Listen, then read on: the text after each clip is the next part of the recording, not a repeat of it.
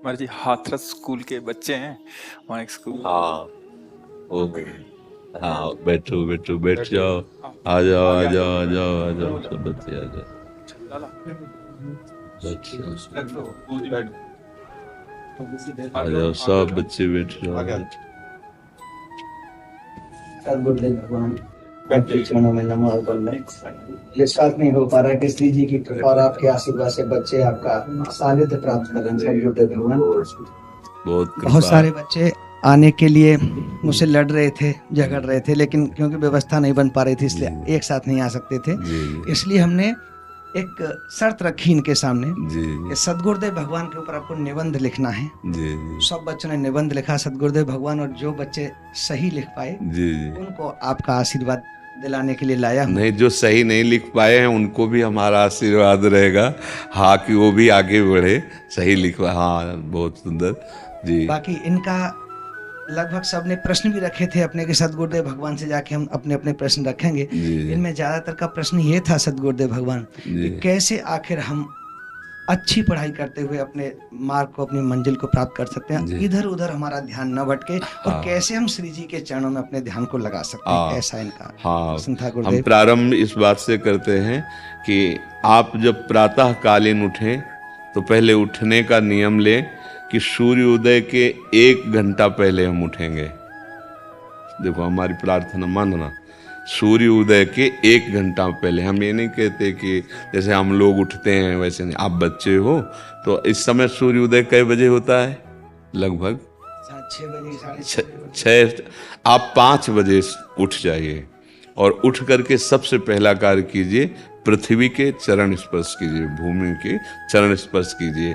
और फिर आप जिस आसन पर बैठे हैं, देखो ध्यान से हमारी तरफ सुनना, जिस आसन पर बैठे हैं, जिस पे शयन किए थे, जिस सैया पर सोए थे, पृथ्वी को प्रणाम करने के बाद उसी सैया में 5 मिनट केवल बैठ जाइए और 5 मिनट बैठकर 5 संतों का नाम ले लीजिए। आपको कोई याद है 5 संतों के नाम? अगर ना याद हो तो याद कर लेना। किसी भी 5, जितने भी संत भगवान हैं हमारे, जैसे आचार्य रूप में, जैसे हम लोग श्री स्वामी हरिदास जी की जय, हरिवंश महाप्रभु की जय, हरिराम व्यास जी की जय, नागरीदास जी की जय, श्री ध्रुवदास जी की जय। 5 संतों के नाम याद कर लीजिए। वो 5 संतों के नाम, ये जीवन आपका देखना कैसा उन्नतिशील होगा। हरि को निज यस्ते अधिक भक्तन यस पर प्यार ताते ये भगवान नाम से भी बढ़कर प्रभावशाली भगवान के जो भक्तों के नाम।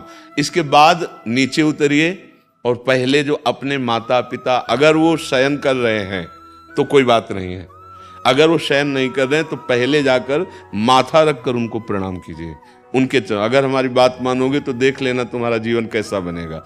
इसके बाद आधा लीटर या 1.25 लीटर जितना आप जल पी सकते हैं, उस जल को आप हल्का सा गर्म करवाइए अपने माता पिता से, जो भी आपकी सेवा में हो, या अगर आप स्वयं कर सकते हो तो स्वयं हल्का सा। अगर 500 ग्राम पी जाए तो और अच्छी बात है, और इससे ज्यादा पी जाए तो अच्छी बात है। वज्रासन में बैठना आता है? वज्रासन जानते हो आप लोग? कैसे, हमें बैठ के दिखाओ।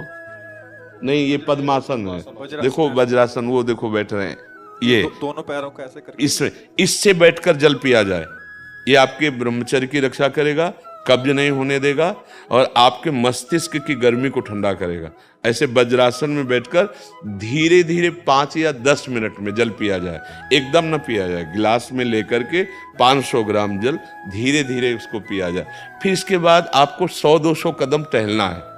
फिर इसके बाद आप शौच जाइए। शौच, अगर आपका पेट साफ हो जाता है, अगर नहीं साफ होता है, कोई ऐसी परेशानी लगती है, तो 1 चम्मच ईसबगोल की भूसी और छोटी हर का आधा चम्मच अगर रात्रि में दूध से या पानी से ले ले तो वो बार बार शौच नहीं लगाएगा, पर आपकी आंतें साफ हो जाएंगी।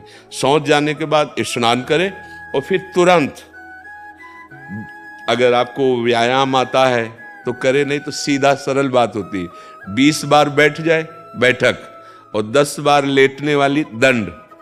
और इसके बाद जो अनुलोम विलोम, जो इससे खींचे इसे छोड़ दे, इससे खींचे इसे छोड़ दे। इसके बाद दोनों हाथ ऐसे करके 7 बार ऐसे करे, सीधा खींचे और सीधा छोड़ दे। इतना ही तुम्हारे लिए प्राणायाम की आवश्यकता है। अब अपनी दिनचर्या में लग जा। जो पढ़ाई का कार्य दिया गया है, आगे तुम्हें और भजन की बात हम नहीं कह रहे, जो पढ़ाई का कार्य दिया गया है वो भगवान की ही पूजा है। आपकी दिनचर्या जो आपको अपने गुरुजी या टीचर जी को जाके प्रमाणित करनी है, कल जो पढ़ाई गई थी आज के लिए, वो आप सुबह सुबह उस समय व्यायाम के बाद, तो आप देखना आपकी स्मृति बहुत प्रवीण हो जाएगी। अच्छा, ये आपकी प्रातःकालीन दिनचर्या है। जब आप अपने गुरुदेव के पास स्कूल जाएं, तो हमें आजकल का तो अब पता नहीं, पर हम लोग जब जाते थे तो अपने गुरुजी को प्रणाम करते थे। होता है प्रणाम, होता है अभी प्रणाम करते हैं। मतलब आप क्या करते हैं जब सुबह स्कूल जाते हैं, क्या करते हैं गुरु भगवान को बताओ। अच्छा, यह सब तो ये ऐसा पहले गुड मॉर्निंग गुड आफ्टरनून करते थे बच्चे। अब जब से आपका आशीर्वाद मिला है, श्री जी की कृपा से सब राधा वल्लभ शेरवंश, नर्सरी के बच्चे भी राधा वल्लभ शेरवंश बोलते हैं गुरुदेव भगवान। हाँ, तो जो स्कूल में आपको पढ़ाई पढ़ा रहे हैं वो तो बात है। अब आपको जो हम खास बात बताना चाहते हैं वो कि देखो, अभी छोटे छोटे बच्चे हो, बच्चों में कुछ बच्चे ऐसे गंदे बच्चे होते हैं जिनके गंदी बातें दिमाग में आ जाती हैं और गंदी बातें वो करने लगते हैं आचरण में। आप लोग इतना तो जानते ही होंगे कि गंदी बातें किसे कहते हैं। आप लोगों के पास अगर मोबाइल है तो कभी गंदी बात देखना नहीं। कोई भी बच्चा अगर गंदी बात दिखाए तो अपने टीचर से या अपने माता पिता से जाके शिकायत करनी चाहिए, वो बहुत हानिकारक होती है। कभी कोई भी गंदी बात अपने द्वारा नहीं होनी चाहिए। अभी आप नवीन जीवन धारण किए हुए हैं, आप भगवान की प्राप्ति, देश की भक्ति और बहुत अच्छे अच्छे पदों में जा सकते हैं। देखो, जब हम लोग स्कूल में पढ़ते थे तो कोई ये थोड़ी जानता था कि ये बच्चा भी महात्मा बनेगा, कोई थोड़ी जानता था। स्कूल में जब पढ़ते थे तो थोड़ी कोई जानता था कि ये मुख्यमंत्री या हमारे देश के प्रधानमंत्री बनेंगे। लेकिन इन्हीं में तो बनते हैं ना अच्छे पवित्र आचरण और पवित्र संस्कार। ब्रह्मचर्य के लिए गंदे बच्चों का संग त्याग करना, गंदी कोई ऐसी हरकत सिखावें या बात सिखावें तो उसको सुन करके छुपा नहीं लेना, तुरंत अपने टीचर से बताना या अपने माता पिता से बताना, और ऐसे बच्चे का कभी संग नहीं करना। और रात्रि के सोते समय ये जरूर ध्यान देने वाली विशेष बात है, रात्रि के सोते समय जो भगवान का नाम प्रिय, जैसे इन लोगों ने आप लोगों को बताया राधा वल्लभ शेर, तो सोते समय बस प्रार्थना करो कि हे प्रभु, आज दिन हमारा जो भी गलती हुई हो वो हमको आप प्रार्थना करते हैं कि आप हमें समझाओ क्या हमसे गलती हुई। अगर पूरी दिनचर्या में ऐसा लग रहा है हमसे कोई गलती नहीं, तो भगवान सुबह से अभी तक हम सोने जो जा रहे हैं ये पूरा समय आपको समर्पित। आप देखना, इसका फल देखना, एक तपस्वी की तपस्या का जो फल होता है ना, उसका ये फल मिलेगा। और सोते समय बस राधा वल्लभ श्री हरिवंश, राधा वल्लभ श्री हरिवंश, इधर उधर ना सोचते हुए, ना मोबाइल देखते हुए, ना कोई गंदी बात मन में, और चुपचाप सो जाइए। और जब फिर सुबह उठे तो फिर ऐसी दिनचर्या। और पढ़ाई इस समय तुम्हारा भजन है, इस समय भजन तुम्हारा पढ़ाई है। क्योंकि आज हम गीता पढ़ पा रहे हैं, भागवत पढ़ पा रहे हैं, तभी पढ़ पा रहे हैं जब हमारे गुरुजी ने हमको काका गागा सिखाया था। अगर वो मात्रा, वो ककाहरा हमको ना आता होता तो आज हम ग्रंथ ना अवलोकन कर पाते। तो वो पढ़ाई हमारे लिए अमृत हुई ना। तो उस अमृत पढ़ाई को अगर हम कुमार्ग में ले जाते तो वो विश्व बन जाती। तो ये पढ़ाई भी भजन का न्यू बना ना, तो ये पढ़ाई बहुत आवश्यक है। इसलिए आप मन लगा करके पढ़िए। आपका और कोई प्रश्न तो नहीं है जो आप जानना चाहते हो? गुरुदेव भगवान जी, ये बच्चे राधा वल्लभ शेरवंश, राधा राधा का जाप करते हैं गुरुदेव भगवान, सुबह शाम दोनों समय आधा घंटा 1 घंटा मंदिर में। बहुत सुंदर। श्री राधा श्री राधा श्री राधा श्री राधा श्री राधा श्री राधा श्री राधा श्री राधा श्री राधा श्री राधा श्री राधा श्री राधा श्री राधा श्री राधा श्री राधा श्री राधा श्री राधा। ये तो बहुत बड़ी बात है, बहुत बड़ी बात, ये तो बहुत बड़ी। श्री राधा श्री राधा श्री राधा श्री राधा श्री राधा श्री राधा श्री राधा श्री राधा श्री राधा श्री राधा श्री राधा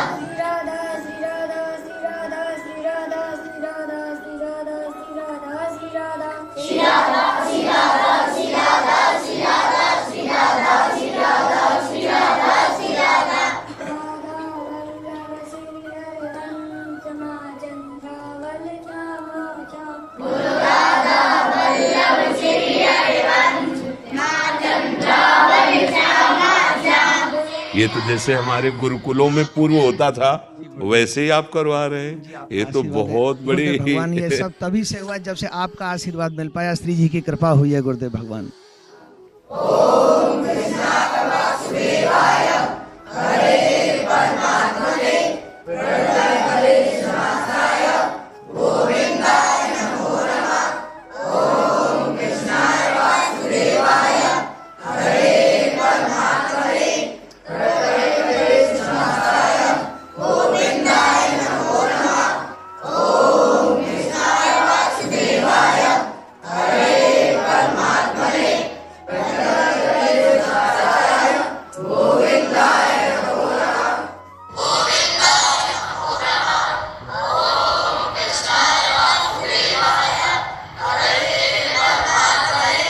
ये तो बहुत अमृत में, बहुत अमृत में, बहुत अमृत। ये आपके आशीर्वाद से ही संभव हो पाया ये गुरुदेव भगवान। ऐसा ही जो गुरुकुलों में जैसे बच्चे इस समय नाम कीर्तन कर रहे हैं, ऐसे सामवेद यजुर्वेद आदि का गायन होता था और गुरुकुलों में हमें बहुत संतोष हुआ, बहुत अच्छा लगा। भगवान आप पर कृपा करें, आपको और सद्बुद्धि दें, जिससे हमारे देश की नवीन पीढ़ी को आप ऐसे सतमार्ग पर प्रेरित कर रहे हैं। एक अनुरोध गुरुदेव भगवान, जो बच्चे रह गए जी, उनके लिए क्या आदेश है? आप एक बार उनको भी लिवा के लाइएगा, जब आपको समय मिले ना तब आप उनको लिवा के। आज हम चाहते हैं कि हमारे देश के बच्चे सुधरे, हम आपको बार बार प्रणाम करते हैं कि जो हम चाह रहे हैं वो आप करवा रहे हैं बच्चों से। सदगुरुदेव भगवान आपका आशीर्वाद, बिना आपके आशीर्वाद कुछ नहीं। अच्छा, आप लोग और कुछ बात तो नहीं करना चाहते? मार्ग पर चलते इतनी कठिनाई क्यों आती है?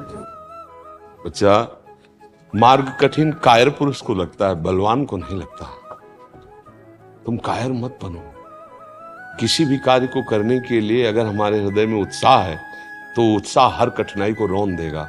और अगर हम ऐसे सोचेंगे कि किसी भी कार्य में कठिनाई इतनी क्यों आती है, तो आप हमको ऐसा कोई कार्य बताओ जिसमें कठिनाई ना आती हो। कोई ऐसा कार्य है जिसमें कठिनाई ना आती हो? आप गलत मार्ग में जाओगे तो कठिनाई नहीं है क्या? सोचो, अगर चोरी की तो चोरी करना कितना उसके लिए दुखदायी होगा। वो पकड़ा जाएगा, बेइज्जती होगी, अपमान होगा, लेकिन वो ठान लेता है तो करता है ना। तो जो असत मार्ग में जाते हैं तो क्या उनको कठिनाई नहीं पड़ती क्या? तो सत मार्ग में चलने के लिए, धर्म मार्ग में चलने के लिए अगर कठिनता मिल रही है तो हमको बलवान बनाने के लिए रखा जाता है। देखो, स्कूल में फर्स्ट कौन आता है? जो बहुत पढ़ाई करता है। आर्मी में कौन अच्छा कमांडो बनता है? जो अच्छी दौड़, अच्छी कूद कर लेता है। तो इसको कठिनाई नहीं, इसको योग्यता समझते हैं। हमारे सामने जो कठिनाई रखी जाती है, हमें योग्य बनाने के लिए रखा जाता है। समझ रहे ना आप? धन्यवाद प्रभु, बहुत सुंदर, बहुत सुंदर। ऐसी सद्भावना विशेष रूप से बच्चों में फैले। हाँ, बहुत सुंदर।